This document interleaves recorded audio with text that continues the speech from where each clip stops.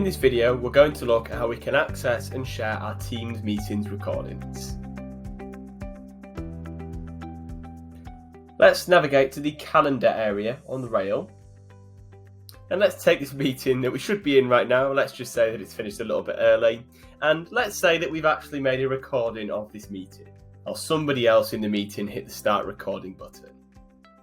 If we want to view that recording back, what I can do, I'm going to double click on the meeting in our calendar. And from the top here, I'm just going to navigate into the chat area. And the actual meeting recording will be listed just here. It should also be listed under the recordings and transcripts area at the top. Also in there is not just the video recording, but as the name would suggest, the actual transcript, so the text of what was said within the meeting. Now, everyone in this meeting, providing they are internal to the NHS, will be able to go into their calendar and actually view the meeting recording.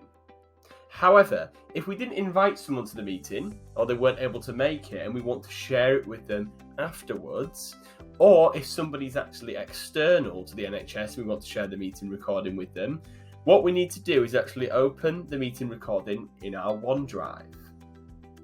The simplest way to go about doing that is just by finding the recording from our calendar, clicking on these three dots just here, and clicking on the open button, and you see there's a little cloud next to it. Now if I click on this, it'll actually open up in my web browser, the actual recording. So here's the video, we can play that in the web player if need be. And what we do is we go to the top left and we click on the share button. This allows us to send a link to somebody to actually view the meeting recording. Now, as I've said previously, if someone's internal and they've been invited into the meeting, they'll be able to view this fine. There's no need to create this link for them. But if it's someone external or someone who wasn't originally invited to the meeting, then this is the method that we need to use in order to send the meeting recording to them. Because of this, there are a few things we have to consider when it comes to the security of who can view this. If we click on this button over here at the top, it's asking us who we'd actually like the link to work for. So we're sending a link to somebody for them to view the meeting recording. The top option here that says anyone with the link can view it has been disabled.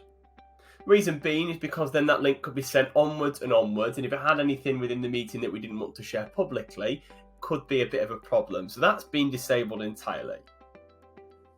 We've got people in NHS with the link. So that would be if we needed to share something around a large number of people within the NHS. There wasn't anything confidential on there. If someone wasn't at the NHS and they tried to open this, they wouldn't be able to. You require an NHS account to actually view it. People with existing access we're going to skip over. That's just if you've already shared it with somebody. And to be perfectly honest, it's not something that you'll be doing very often.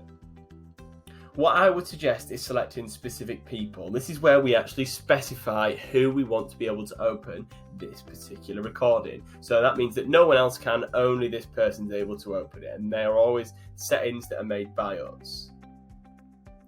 Other settings include allow editing or blocking the download of the file. I'd recommend leaving these as default, blocking the download and disallowing any editing. I'll select apply. And we now have the option to actually enter the name, group, or the full email address of the person that we'd like to send this link to. So, for example, what we could do, send this to Chris. There we go. And we can add a message in and say, hi Chris, here is this meeting you missed.